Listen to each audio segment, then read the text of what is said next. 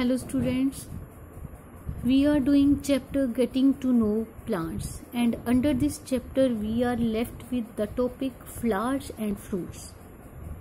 I have told you that plants are of two types, one are flowering plants and another are non-flowering plants.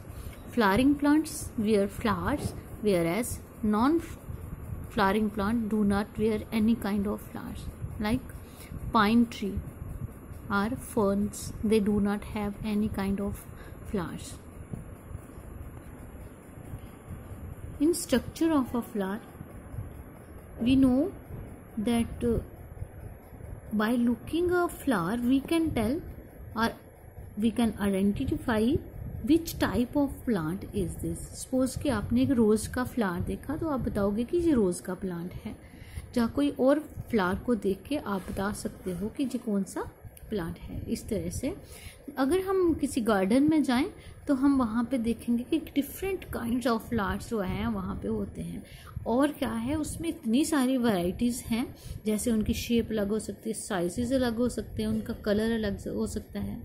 और कुछ flowers जो होते हैं उनकी fragrance इतनी अच्छी होती है, और कुछ जो होते हैं उनकी फ्रेगरेंस जो है बिल्कुल भी अच्छी नहीं होती, हमें अच्छी नहीं लगती उनकी फ्रेगरेंस।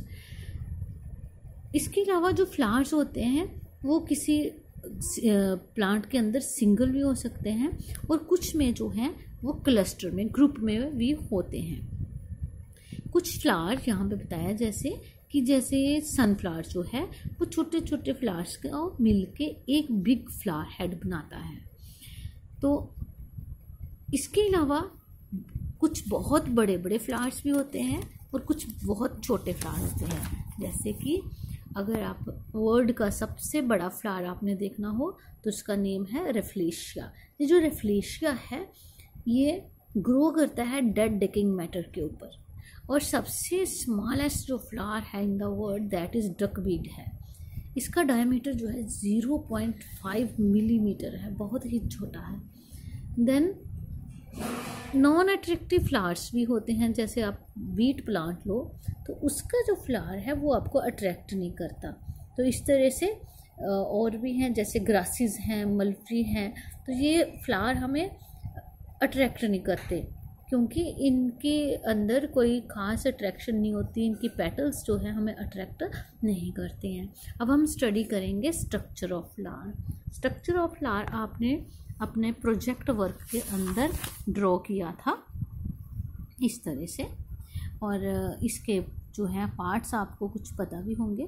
तो हम स्टडी करते हैं। तो जो फ्लावर है ये मेनली जो है 4 वर्ल्स के अंदर होता है, 4 लेयर्स होती हैं इसकी। जो सबसे बाहर वाली लेयर है या वर्ल है इसको हम कहते हैं सेपल्स। ये जो है फ्लावर की प्रोटेक्टिव लेयर है। ये जब फ्लावर जो होता है बड स्टेज के अंदर होता है, बड स्टेज में इस तरह से ये बड है, ये बड, तो इसके चारों तरफ क्या है ग्रीन ग्रीन जो लीफ लाइक स्ट्रक्चर है सेपल्स के, तो ये इसको प्रोटेक्ट करता है। और जब ये ब्लूम करेगा फ्लावर अच्छे से तो जो पेटल्स होंगी इस तरह से इसको ये सपोर्ट करेगा। तो प्रोटेक्टिव जो पार्ट है फ्लावर का वो कौन है, सेपल। इसको हम फर्स्ट वर्ल कहते हैं, जिसे हम कैलेक्स भी कहते हैं। अब जो सेकंड वर्ल है वो है इसकी पेटल्स की। तो पेटल्स को हम कैरोला कहते हैं, और पेटल्स जो होती हैं वो डिफरेंट कलर्स की होती हैं और बहुत इनमें फ्रेगरेंस होती है। ये किस लिए, क्योंकि ये अट्रैक्ट करती है इंसेक्ट्स को अपनी तरफ फॉर पोलिनेशन। फ्लावर के अंदर पोलिनेशन होता है, उसके बाद ही जो है न्यू प्लांट जो है डिवेल्प होता है, सीड बनता है, फ्रूट बनता है, एक्सेट्रा, वो हम देखेंगे अभी। तो जो पेटल्स हैं इनका नंबर जो है डिफरेंट फ्लावर्स में डिफरेंट होता है। कभी तो पेटल्स जो हैं सारी ज्वाइन होती हैं, कुछ कई केसेस में पेटल जो हैं थोड़ी सेपरेट होती हैं। जैसे रोज़ का फ्लावर आप देखो तो उसमें कितनी सारी पेटल्स होती हैं। तो इस तरह से डिफरेंट फ्लावर्स के अंदर different kind of number of petals जो हैं डिफरेंट होती हैं। नाउ इसके बाद जो है थर्ड जो वर्ल है वो है इसकी एंड्रोशियम या फिर स्टेमन। जो स्टेमन जो है वो मेल रिप्रोडक्टिव पार्ट है किसी फ्लावर का। तो ये जो स्टेमन है it consist of 2 parts.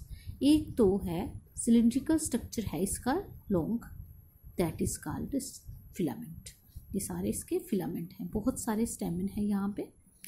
Then एक स्वोलन सा पार्ट है इसके हेड के ऊपर फिलामेंट के, जिसको हम कहते हैं एंथर। जो एंथर है इसके अंदर बहुत सारे पोलन सैक्स होते हैं। जो पोलन सैक्स होते हैं उनके अंदर पोलन ग्रेन्स होते हैं।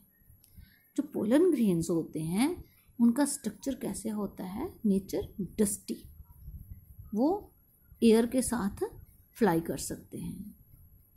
Then this is called which part, stamen और androecium. Then last it is female reproductive part of the flower that is called carpel or pistil. ये जो carpel और pistil है this is divided into 3 parts. The uppermost part of the pistil is called stigma and this neck-like structure is called its style and the swollen part is called ovary. Ovary contain ovules in it. Here I have drawn like this. Here. This stigma is sticky and it helps the pollen grains to stick here because the pollen grains are dusty. So this is the structure of the flower. I hope you understand. कितनी layers हैं इसकी, 4 whorls हैं। कौन कौन सी है whorls, calyx, Corolla, androecium and gynoecium. Calyx जो है sepals हैं, जो कैरोला है वो पेटल्स हैं, एंड्रोशियम जो है स्टेमन है मेल पार्ट एंड गाइनेशियम जो है फीमेल पार्ट है।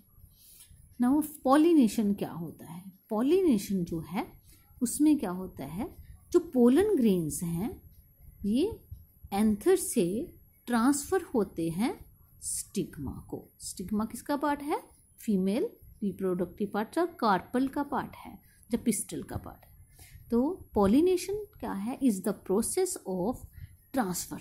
जस्ट ट्रांसफर होना है पोलन ग्रेन्स ने यहाँ से यहाँ। तो ये ट्रांसफर होने के प्रोसेस को हम क्या कहते हैं, पॉलिनेशन। अब जो पॉलिनेशन है वो डिफरेंट एजेंट्स के थ्रू होती है। ये एजेंट्स का मतलब क्या है कि वो जो चीज़ें हैं वो हेल्प करती हैं पॉलिनेशन में, उनको हम उनको कहते हैं उनका एजेंट्स, लाइक विंड। अब जब हवा चलेगी तो मैंने बोला ये डस्टी होते हैं पोलन ग्रेन्स। जब डस्टी है तो ये स्टिकी है, तो जैसे एयर चली तो यहाँ पे स्टिक हो सकते हैं, तो अल्टीमेटली वो इनसाइड जाएंगे तो बाद में डिवेल्प होंगे फ्रूट के अंदर। यहाँ पे जब स्टिक हो जाएंगे तो slowly it moves, what, pollen grain move inside the ovary. Here fertilization होती है और जो यहाँ पे ओव्यूल्स होते हैं, ओव्यूल के साथ फर्टिलाइजेशन होती है, और ये जो ओवरी होती है ये बाद में बिग इन साइज ग्रो करती है।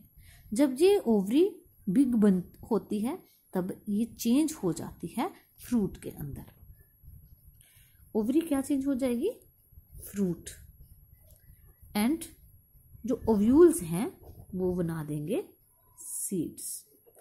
आपको पता है फ्रूट के अंदर सीड होता है। जो फ्लैशी पार्ट आप किसी फ्रूट का खाते हो दैट इज द राइपन्ड और स्वोलन ओवरी। जो ओवरी है किसकी, फ्लावर की, फ्लावर के कौन से पार्ट की, पिस्टल की या कार्पल की।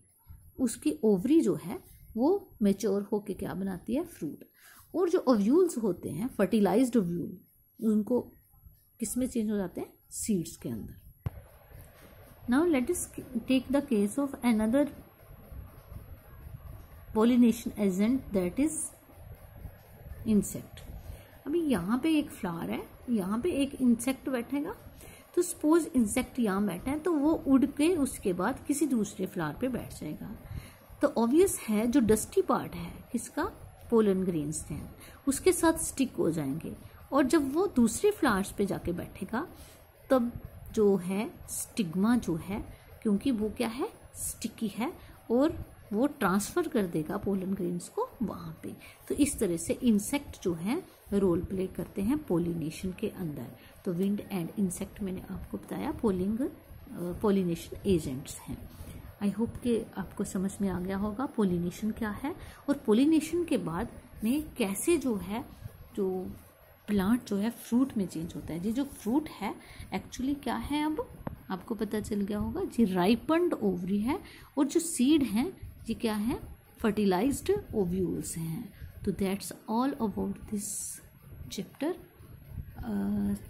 Do reading of the full chapter properly and try to understand the whole chapter. Thank you.